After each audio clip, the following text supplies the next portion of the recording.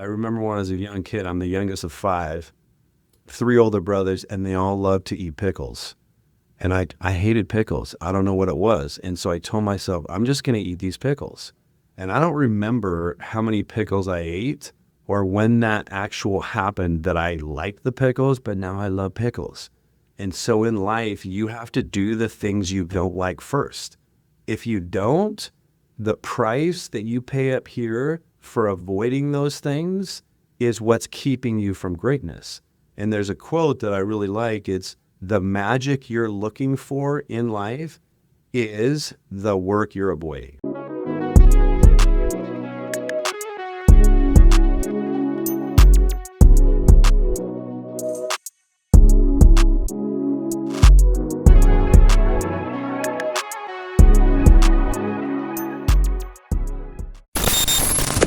Hello, everybody. Welcome to Rise and Grind, the Thurl Bailey podcast. I am Thurl Bailey. Appreciate you clicking in and checking us out.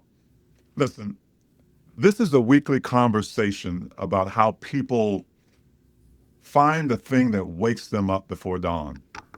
It's how they push through the days when it tests them and how they turn drive into purpose. Our first guest today, I want to introduce him to you because, full disclosure, I've known this man for a long time, and I've seen him grow, and I've seen him become successful and stay humble. Let me tell you a little bit more about Tim Smith. He's the founder and principal of the Tim Smith Real Estate Group, one of the nation's foremost leaders in real estate. With more than 25 years of experience, he's achieved over $6 billion in career sales, representing 2,500 plus clients and consistently setting records, breaking records across Orange County. And he's got a bunch of landmark achievements that I'm sure we'll talk about. But he prides himself on his personal service and attention to every single detail, which has led him to a large base of referral and repeat clients. Distinguished buyers, sellers, and investors, they trust him to guide them through every step of the real estate process. He ensures all objectives and expectations are exceeded with an expansion network, and he's got proven marketing strategies and a great team behind him, which we'll learn more about as well. So welcome, Tim Smith. Tim, how you doing, my man? Doing well. Couldn't be happier to be here with you, Big T. This is episode number 1, so we're breaking the seal today. Long overdue for all those people like logging in. Well, I appreciate that, Tim. Well, the best place to start, obviously, as I disclosed, you and I have known each other for a while, but I want to tap into your origin story. My man, I want you to tell people about where you were born and how it was coming up. It started, if I'm not mistaken, right here in Utah. So let's start the origin story with our first meeting, because that's kind of the origin of if it's a daily grind. So this must have been, I was 9 or 10 years old. I lived up in Salt Lake. Thurl happened to be going over to the Smith's house, who owned the Smith's food, like the grocery store chain. I was out there shooting just because it was the only court that I could shoot on. Thurl comes out, we start talking, and he's like, whatever, we got through the pleasantries. She's like, you should come to my camp. And I said, well, I'd love to, but I don't have the money to come to the camp. And he looked at me and he looked at the house I was at. And then he's like, I find that hard to believe. But I'm like, just because I'm playing basketball here, it doesn't mean I live here. So this is the great part of this story. So he actually says, hey, you come out to the camp. I absolutely will get you in, whatever. So I got the camp, did all this stuff, showed up the first day. I took the bus from Salt Lake to Murray High School, and I get to the sign-in thing, and I get up to the front of the line, and I'm like, I'm on Thurl Bailey's list. And the lady looks at me, and she looks around. She's like, I don't have a list. Thurl doesn't have a list. I'm like, well, you better get him, because he told me a few months ago, if I showed up, you let me in it. And I'm not really that type. And so she's like, he doesn't have a list. I'm like, well, you better go get him. So randomly you walk in, and she brings you, yeah, let him in. And so spent my first day in that camp. It was beautiful. After I stayed as long as I could, and I was walking out in the parking lot, going to the bus, and then I see this Cadillac, this beauty Cadillac, You remember that ride, huh? gold and silver rims, windows all tinted, pulls up, and it was Thurl. And Thurl says, "Where are you going?" I'm like, "I'm riding the bus." And he's like, "I don't know, that's unusual. People don't ride the bus in Utah." So he ended up taking me home, and that started our friendship of, I guess this is the fourth decade, 40 Yeah, years it ago. is. 40, So you 40. were a sports guy, right? You loved basketball, I love even basketball as a young player, and I even as a love the youngster. Utah Jazz. But what's funny, so that leads me to the other part of my grind. So me and my two friends growing up, Dan Preer and Brandon Adams, we used to just go show up at the Salt Palace every night, even though we didn't have tickets. And we would walk around looking to see if there was a door open here or there. There was never. One day we were walking out. We would do this like every night that we figured out we could go down there. And some guy was walking in. He's like, "Hey, do you guys need an extra ticket?" And we're like, "Absolutely." And he had a few kids and one extra. And we looked and we saw it was a 4-seat. And so this was my first taste of making a little money. And so we ended up going to scalp that ticket. And I think we sold it for like $100 back in '87. That was like a lot of coin, right? It was. Then we ended up thinking like this is the greatest night ever. So we bought 3 tickets and we had enough money to go buy Minnesota Timberwolves expansion hats. And that became our racket. Every night we'd show up, we would start asking people for tickets, and then we would scalp tickets, and then we'd actually sneak in. But I learned from like a young age, I really wanted money, probably because we didn't have a lot, but it just gave me options and flexibility. And now you fast forward 40 years, the same principles I was using then, I'm using now. So why was, at that point, having money so important to you? Well, so everybody goes back to this. So I remember when I was going to get basketball shoes, my mom's like, "We can afford Payless shoes." And we went to Payless, and I looked at those shoes. I'm like, "I ain't wearing those shoes. I'll go barefoot. I ain't wearing those shoes." And so I bought a pair, and I'm like, I went to basketball practice over on the west side, and I was wearing Payless basketball shoes. I'm like, And we lived in a really actually nice neighborhood. We just didn't have a lot of extras. And so from a young age, I'm like, no, I need the Air Jordan 3s or the Air Jordan 2s. Like, I wanted stuff that we didn't have that I saw. And what's funny, it's like just a young kid's vision of what they want. And I think about this all the time. It's like, to achieve anything, you have to see it, you have to believe it, and you have to be able to do the grind. Even though you can't have it, you're holding to that vision, and that's dictating your daily steps, right? And so that become the key. So when you talk about that experience, when you were, that was your daily grind, was that your first, I want you to put in perspective, was that your first small win that convinced you that other things were possible? Was that the start of it? Well, so it was the seeds that was like the first, but I still remember there was one game. This was probably our third season. And me and my two friends, this was a nightly event. We knew every scalper. We were better because people would rather give young kids tickets than the scalpers were out there. And so we started running this racket, and then we figured out how to sneak in the game so we could sell our tickets. And even when you would give me tickets, or Carl or any of the guys would give us tickets. Wait, you would sell them? You knew we were selling them because you'd look up on the seats, and then somehow we figured out to sneak in and we get down on the floor. At that time, the people that sat on the floor that didn't use our tickets wouldn't sell them, and so those were the open seats. And I still remember Joan Burrell was one of the security guards that worked the floor. She knew exactly what we were doing. We had to sneak in before the national anthem, because during the national anthem is when we could jump over the fence from the second bowl to the lower bowl. And then once we go down there, and Joan would tell us, and we would tip her. And so I still remember there was one night, and it was like, I don't think you guys made the playoffs. I just remember Kerry Scurry was my guy because he could jump out of the gym. But there was one night we had a fantastic night, and I think all three of us, we split the money. I think we made like $350 or $400 a piece.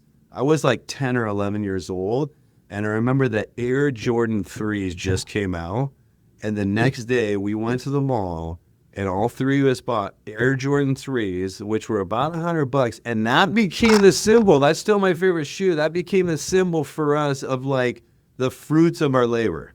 That's so a that great was the story. first time. That's a great story. Well, as you know, any journey worth taking, there's setbacks. I call it a lot of times those pit moments. Can you talk about as you started to mature and started to figure out maybe what you wanted to do, or maybe you got to a point in your life where you weren't sure, maybe you were floating a little bit. Any talk about some of those difficult times as you kind of went through that process or failures that you may have experienced? Well, so when I was in college, college for me was like, what can I figure out that I can match my skill set with a career where I can actually really blossom? And so when I was going to college, I still remember there was one year when I was working two jobs, going to school full time. And the two jobs I was working was serving at just two local like restaurants. One was Sundance and the other one was a steakhouse. Treehouse. You served me, as a matter of Yeah. fact. But I remember there was one like during the summers when I was up there for a summer, nobody was coming to restaurants. And so I literally was making like, and I think in Utah you make like $2.19 is like what you make. It's all tips. And I was working every shift I could and I couldn't pay my rent. And so there was one month where I literally could pay my rent. And now in retrospect, it seems kind of naive and funny, but I went and sold my Michael Jordan rookie card at a pawn shop to pay my rent. And it was like, in my mind, even though it wasn't, it was a mint 10. That thing was worth hundreds of thousands. I ended up selling that to pay my rent. And that was one of those moments where I'm like, okay, it was a big like motivator for me. The next month I couldn't pay my rent. And my friend actually, his family was a rancher, Brett J. Barber, just give him a little throw out there. He sold one of his cows to help me. And so that was a moment that I felt vulnerable, like I never want to be there again. And that's become the fuel. I run the largest residential real estate group in Orange County, third largest in the nation.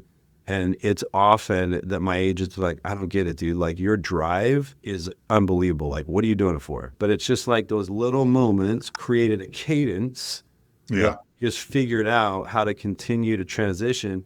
And this is my 26th year in the business, and I feel like I'm just getting started.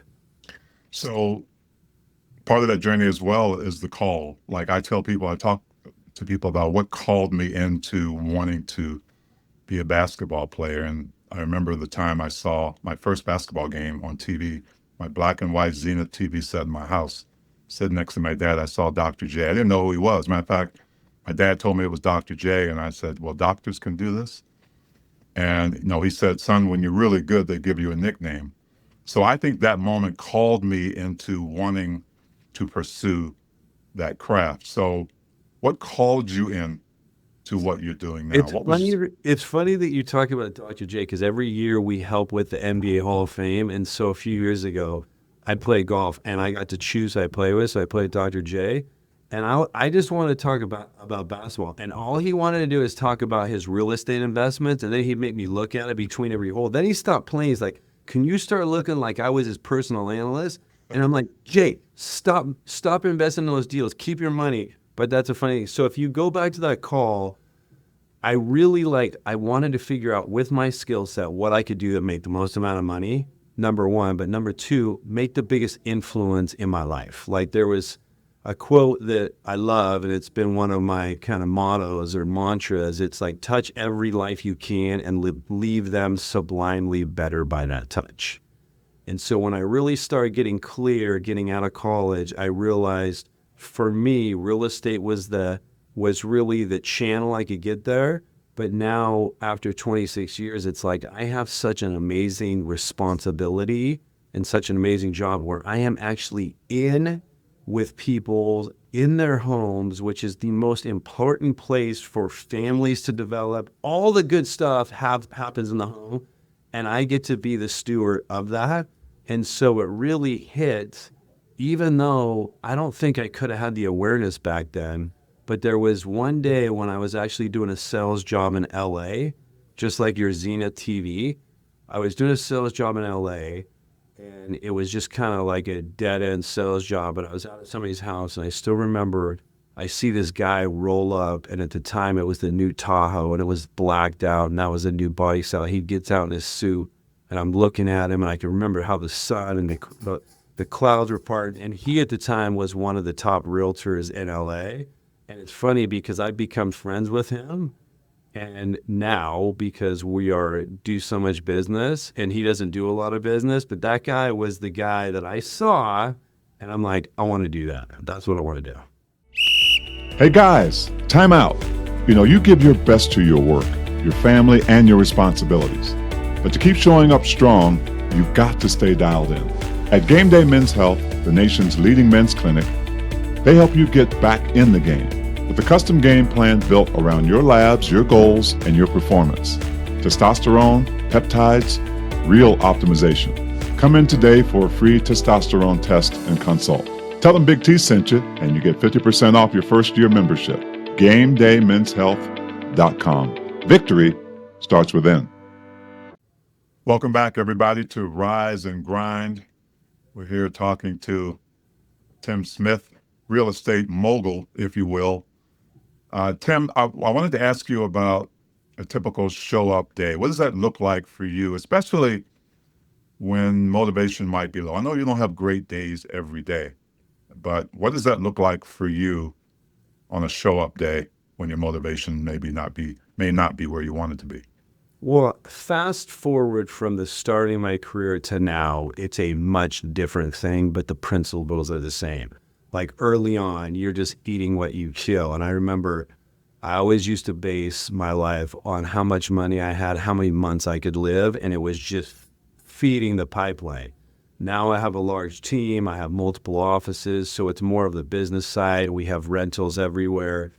But for me now, I mean, the daily grind has to start with a perfect morning routine. And I often notice if I don't do that. So for me, I'm a really early riser. I've never been a sleeper. And I'm going to give you a quote because one of my mentors in the business, Doug Owen, gave me this quote. He was one of the greats.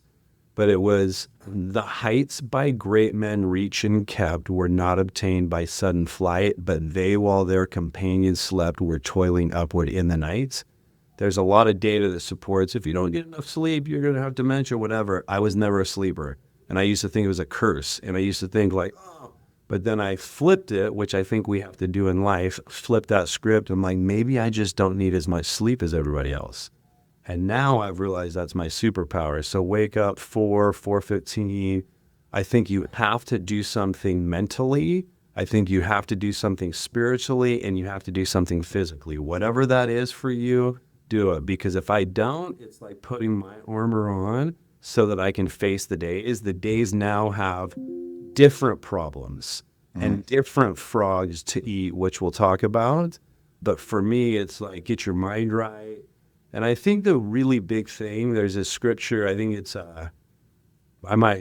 Hebrews 12:2. It says, do not conform to the ways of the world, but be transformed by the renewing of your mind. Wow. Here is where it starts, and I think that can be a scriptural thing, but I think it can be a success thing. You have to plant the seeds, because whatever you focus on up here grows. If you're focusing on doubt, negativity, I can't do it, that comes out in your life. If you're focusing on the possibilities, if you're focusing on hope or stories of miracles, whatever it is, it's to support that you can go out there and do that regardless of not knowing of the outcome. Now, I say frogs because this has become kind of a little thing in my team. Like, you got to eat the frogs. But it started, I remember when I was a young kid, I'm the youngest of 5, 3 older brothers, and they all loved to eat pickles. And I hated pickles. I don't know what it was. And so I told myself, I'm just going to eat these pickles. And I don't remember how many pickles I ate or when that actual happened that I liked the pickles, but now I love pickles. And so in life, you have to do the things you don't like first. If you don't, the price that you pay up here for avoiding those things is what's keeping you from greatness. And there's a quote that I really like. It's, the magic you're looking for in life is the work you're avoiding. So if you have that prioritize the frogs, and we call it eating frogs because nobody wants to. And I love every frog flavor, but it's like attack those things that are distracting you. Get those off your plate first, and then your day opens up. So it's like that's really the key. But spiritually, mentally, physically, I have to do a workout every morning. When I miss workouts, I can feel the difference in my performance. I love that. Not just that physical strength, but the mental attitude as well. I want to ask you, because I know you give a lot of advice. When you talk about how do you balance like taking advice with protecting like your own conviction? I know there's people that want to give you advice all the time. I see you shaking your head like, yeah, they're out there. How do you balance taking advice with protecting like your own conviction as well?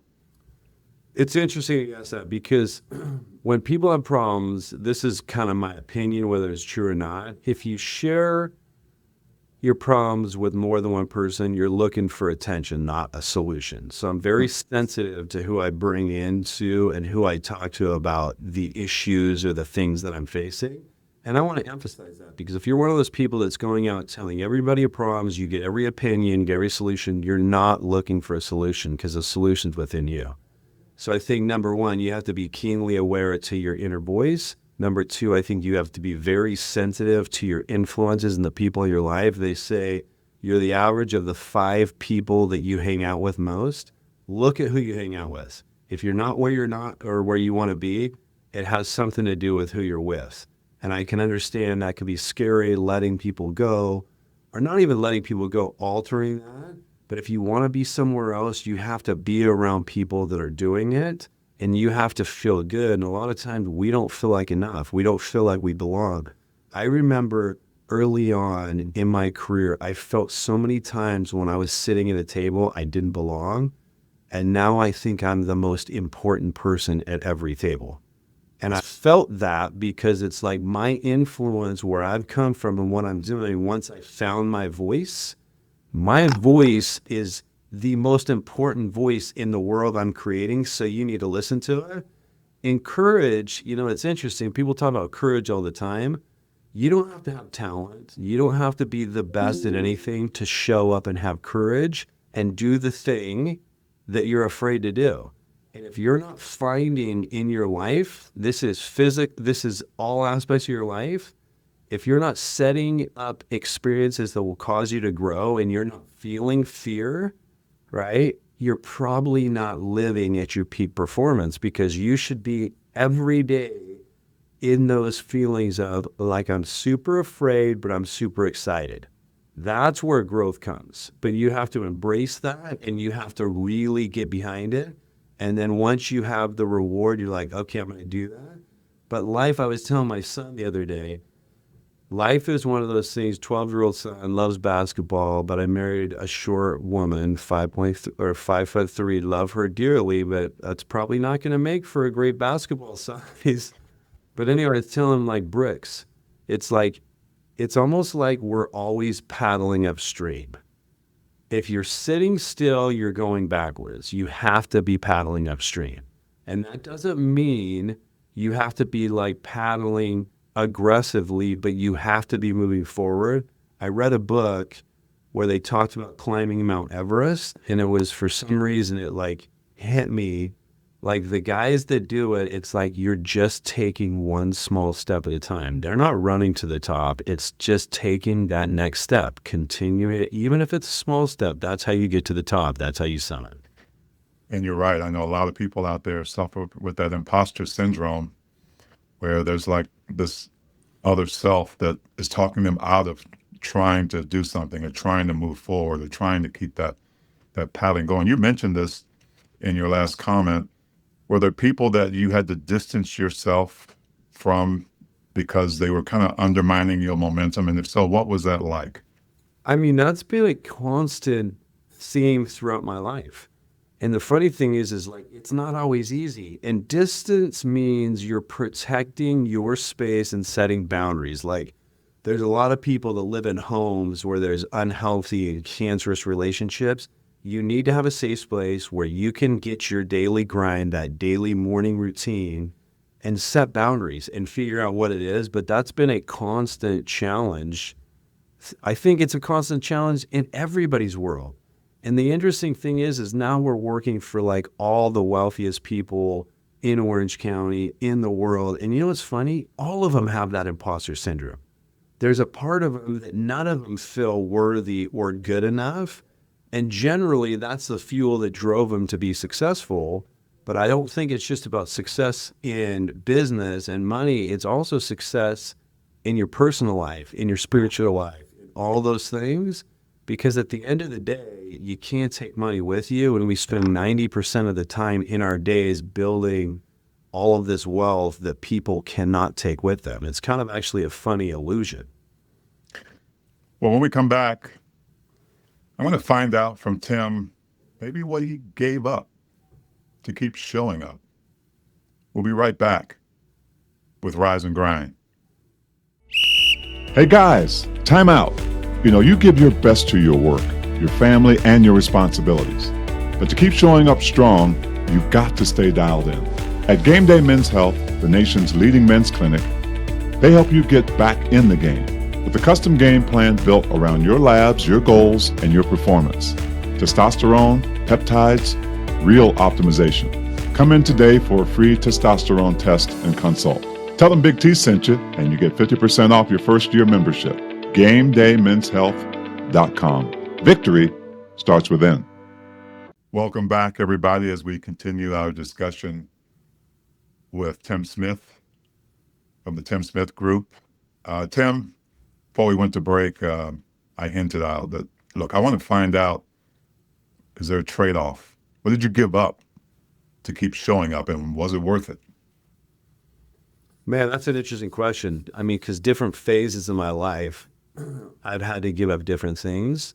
My wife would say, and I used to take it as kind of an insult. She's like, you're all or nothing. And I realized that being all or nothing is good in some ways. You have to have a balance. But yeah, there's been multiple times in my life where I was clear to get to a place I've never been, I had to be a version of myself that I've never been.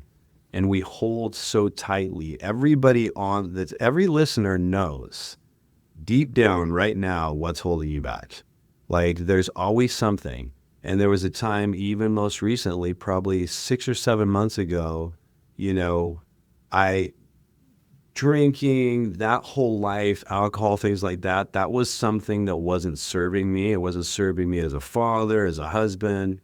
And I had to get really clear with it. I fought it for a long time and I gave it up. And I can tell you right now, it's one of those things that having the peace and the clear mind and the clarity that it's like, hey, we only get one shot at this. And I think we really have a responsibility where much is given, much is required to be our best self. And I think those are the real hard things. And when we're in that situation, not looking at behavior as good or bad, but just what is going to be best for you, I think everybody knows deep down that thing or those things that are holding them back. And I would say if you're in that situation and you know something needs to change, figure it out. Like literally figure it out. I do believe there is a power greater than us all that knows us. And keenly aware of that. And if you can't figure it out on your own, you got to ask for his help and you have to develop that relationship because that relationship will be the key to you finding your best inner self. Well, I appreciate you, my friend, being candid and forthcoming with your feelings. I want to jump into, because you can't be where you are now, as successful as you are, without being a good leader. So I want to talk to you about that leadership, and I want to hear about how you can lead by example in a crisis, or how do you handle teammates or colleagues who frankly want to quit? There's a lot of thoughts I'm having. One of the things that I've found as I've grown, not only just in my career, but as a leader, I think that there's a relationship to risk and reward directly proportionate to your success as a leader. And I've found, like, as a leader, you need to figure out what you do best and only do that. And I know people will say, no, you should go figure out what your weaknesses are and take those. I don't believe that. I believe you figure out what your best skill set is, what your best use of time is, and you build your life around that. Where I see people get stuck is if you need to hire an assistant, if you need to hire a coach, if you need to hire a marketing director, a CFO, whatever it is, they start getting in their head, going back to that renewal of the mind. I can't afford to do that. I can't take that risk. But what you realize when you get to the other side of that risk, very quickly you realize I can't afford not to. And then you're looking at the next one and it takes you to the next one. But I mean, taking risk, I was a speaker at a real estate conference in Australia like 20 years ago. I was actually a speaker before Trump. And I was actually more relevant than Trump because it was a bunch of real estate agents in that whole area.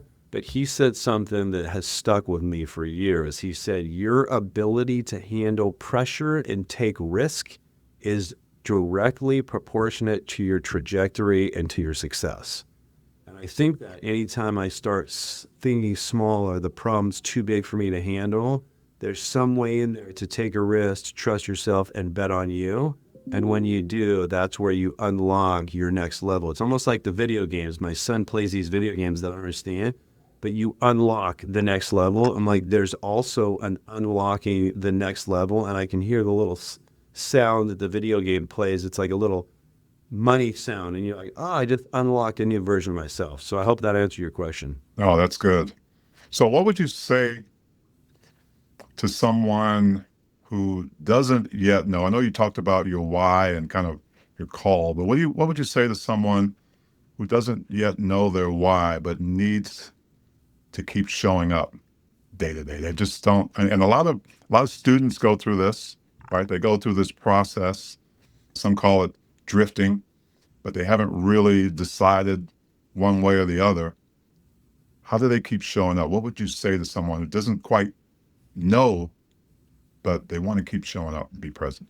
Well, school for me is one of those things. I don't know if I'm a huge school guy. And I think as we get further and further and further innovation, I see that there's an academic obsolescence. Now, I'm not saying drop out of school, but I am saying that I see more people that get degrees, can't get a job, they go back to school, get better degrees, only to go work for somebody else. That's totally against my belief.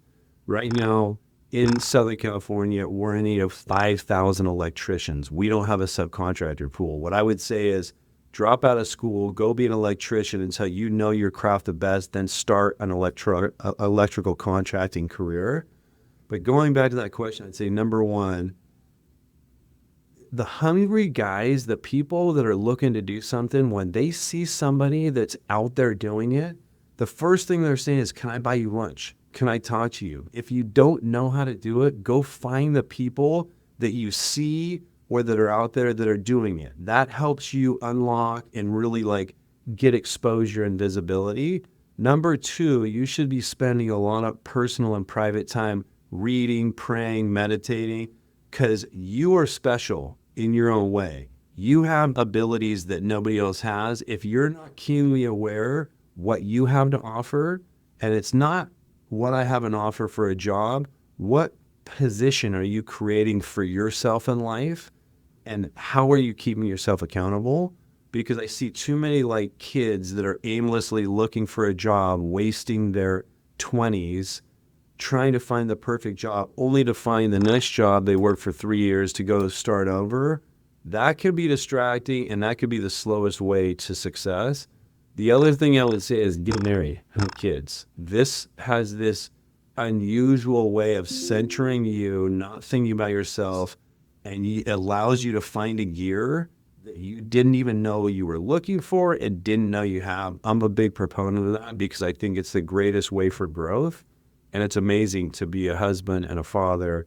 And it's amazing the potential that can be unlocked when you're in that environment. And that can be scary. That's contrary to the world's ways because they're saying, let's wait till you're financially successful and have everything figured out before you become a husband or a wife and a dad or a mom. I think it's totally opposite of how faith works. And going back to that scripture, do not conform to the ways of the world, but be transformed by the daily renewal of your mind. It's like that's the difference, because the world's becoming a pretty scary place in the beliefs and all the structures that are set out there. Well, you've really given some amazing quotes. I do want to ask you, do you have a particular resource, a book maybe, or something that you can put Yeah, out there that helped you? I do, but I can't just throw it out there. So during my late teens and early 20s, I was looking for everything to figure out my path. I was going to conferences, I was trying new jobs, I was doing everything. And there kept on being mentioned a book that when somebody read it, it changed their life. And so I heard it again. And the last time I heard it, I was up at a conference in Canada with his business, and the speaker was this really successful Canadian guy. And he literally said somebody gave him this book and he read it, and then he would read it every year. And he never told the audience what the book was. And so I'm like, obviously, I'm very impressionable. I'm hungry. So I go up to him after and I say, hey, what was the book? That was kind of weird. You told everybody this book was amazing. He's like, you know why I do that? Because I want the people that are really hungry to do exactly what you did. The book is called Think and Grow Rich by Napoleon Hill. I read it every January. Like I've the read that one. principles within that book unlock. And honestly, Thurl, like sometimes it seems maybe that it's not like a good thing to want money. I just wanted as much money as I can make. And now that I've have it and I continue to have success, I've realized it's not so I can drive a Ferrari or I can do these. I have the flexibility. If I want to give to a charity and we give back a ton, make billions, give millions, like it's like that is another principle. The more you give, the more you get. And if you look at from a religious standpoint, the only time God ever says test me is when he's talking about tithing, which I think is so interesting because it's a principle of just success. But then you look at that, it's like the more you give, the more you get. I'm afraid not to give because I always find a way. It's not because of my efforts. It comes to me like the quote, luck is a loser's excuse for a winner's commitment. You will go and grind and then something will be given to you. Your successes will come from outside of you. And I think it's to remind you, this didn't happen because of you. This happened because you were willing to do the principles, whether it's from God, success, the universe, whatever. There is a huge principle in that I constantly do. And I'm even telling people now, like, you're broke, you're like, you need to risk when you don't have the money. You need to give back when you don't have the money, because once you do have the money, that's the principle that keeps you going. Mm-hmm. And that's I a love hard that, thing man. to understand. Again, don't conform to the ways of the world because that's not the way they tell you. I love it. And I love the Think and Grow Rich by Napoleon Hill. I also read another great book by Napoleon Hill called Outwitting the Devil. Don't know if you've read that one yet, but it's basically Please do. it's basically about Napoleon Hill sitting down with what he calls in the book Satan. And he's asking him these questions, and Satan has to be really truthful. So he finds out so much about that other side, why people fail and why they buy into that other self. So I appreciate that. When we come back, we're going to close with a nice reflection here with Tim Smith, but come right back and join us on Rise and Grind. Hey guys, time out. You give your best to your work, your family, and your responsibilities. But to keep showing up strong, you've got to stay dialed in. At Game Day Men's Health, the nation's leading men's clinic, they help you get back in the game with a custom game plan built around your labs, your goals, and your performance. Testosterone, peptides, real optimization. Come in today for a free testosterone test and consult. Tell them Big T sent you, and you get 50% off your first year membership. GameDayMen'sHealth.com. Victory starts within. Welcome back, everybody, to Rise and Grind. And before we let you go, Tim, I want to ask you about celebrating. Now, how do you celebrate the fact that you stayed? You went through the grind, you were called into it, and you started with your origin story when you were that little kid that was sneaking into my games. But about celebrating the fact that you stayed and taking time to acknowledge it. I mean, I think that's probably one of the challenge, celebrating. But if you're not celebrating, I think it's like, I'm going to use another scriptural example just because I think there's so many principles. Like when the Israelites were slaves, they came out with Moses, the Red Sea, they got there, they had the manna. Every day the manna would come, right? And this was God giving them the manna. Some people tried to stock it up and it would go bad. But I think the principle for the manna is you have to remember the miracles, just like you have to remember the successes to have more of them. And it's also one of the principles of gratitude. Gratitude is like, it's magical. There was a study done by Harvard and Stanford. They said, if you want to take unhappy people and change within 30 days for them to become happy, this is a simple formula. Write 10 things down a day that you're thankful for. Say 3 aloud to somebody you know, so you're verbalizing them. And that was it. You do it from 30 days, because what you end up finding is we're focusing so often on what we don't have or what Thurl has. We're constantly looking at that. When you start focusing on what you have, Jordan Peterson did a podcast, and I really like Jordan Peterson, but he said, it is more likely for you or I, Thurl, or Whit, who I know is on here, to go from where we are economically to billionaires than most of the population's third world population getting to their basic needs. Like, think about that. And he goes on for 40 minutes describing this. At the end of it, I'm like, okay, so I can become a billionaire faster than somebody in a third world country could get their needs. If there is any reason to be grateful, it's like you're focusing on the wrong thing. So I think being grateful, and then I think having, I'm going to show this, let's see, having something to do it for. That's my little family. Like having a team, having people in there that can support you. Love my family, my wife, my kids. I have a really willful kid that he knows better than me, and it's been so fun as a dad to hear that and to coach that and to parent that. But having a team and a support system around you and having them, you know, I was telling Thurl, we just moved into a new house that we've built. It took us 39 months of construction. And I mean, this is one of those houses that I definitely don't belong in.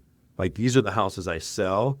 And on Friday night for 2 hours, I sat on the back patio looking over an 82-foot infinity edge pool that as you look past it, you see Newport Harbor across on a 147-inch Samsung TV wall. And I sat there for 2 hours and just felt grateful. Like, this is somehow coming from where I came from, you have that. And this is not to boast or to show off, but I was thinking this can be a place. How many people can we help? How many people can we inspire? What can we do with this place to give back? Because that's really what it's about. And that's where the reward comes. Well, Tim, and also I appreciate you acknowledging my producer, Whit Johnson, who was in the room where this is happening. Well, I hate to let you go, man, because it's always great to hook up with you and talk with you about life. I do get to see you about a week to 10 days in the summer, spend some time with you and your family and my family. But my last question to you is, you have a person that just walked into your office right now. You've only got 30 seconds. What advice would you give this person? It's so funny because I still have that picture when I was like 11, 12 years old when we were friends. And now, like, fast forward, last year we were on our 65-foot boat with your whole family in Newport Harbor having a great time. It's amazing how the people like Thurl, who's a mentor for me, and not just a mentor, like somebody that was like a huge part of my success, a huge part of just my growth, like having that and being able to reciprocate in a way, because he was such a part of those seeds. But I would say number one piece of advice, I mean, I'm just going to go back. Like, I really do think, like, do not conform to the ways of the world and do not conform to your mind. Figure out those things you want, listen to them, and make it. And going back to the one thing I'm very clear on the magic everybody's looking for in their life is the work or the things you're avoiding. Stop avoiding them. Like, get in there, battle them. Like, I don't think we're in like the medieval times where it's an actual physical battle. It's like the battle and the war is within. And it's like, win that war. And you know what? Don't shame yourself if you had a bad day. Keep on going. Just like that Everest thing. I don't know if you're trying to get out of addiction, whatever, just take the next step. And sometimes the next step can be an inch, but don't go backwards, because you go backwards and you'll stay in that place in your life that you know you don't want to be, because so many people are doing it. And focus once you get through, really celebrate the rewards and understand the manna, be grateful for it. So that was a lot of stuff all in one. Oh, you hit it. You hit it right on the 30-second mark, brother. Yeah, there we Hey, go. Tim, thank you so much. I mean, I sincerely do love you, man. And I knew I was going to get emotional at the end of this because I've watched you grow. You know, I've seen where you've been and how our lives intersected. And I won't have a ton of guests like that. That's why I wanted you to be the first on this podcast, because you truly epitomize what I'm trying to do here on Rise and Grind. So thank you so much, my friend, and And appreciate thank you joining you us. for taking the time to hang out with an 11-year-old and setting him out, putting him out to sea, because that was meaningful. I appreciate you as well. And much love. Thank you, brother. Thank you to Tim Smith, and be sure to join us for our next episode of Rise and Grind here on the Thurl Bailey podcast. We'll see you later.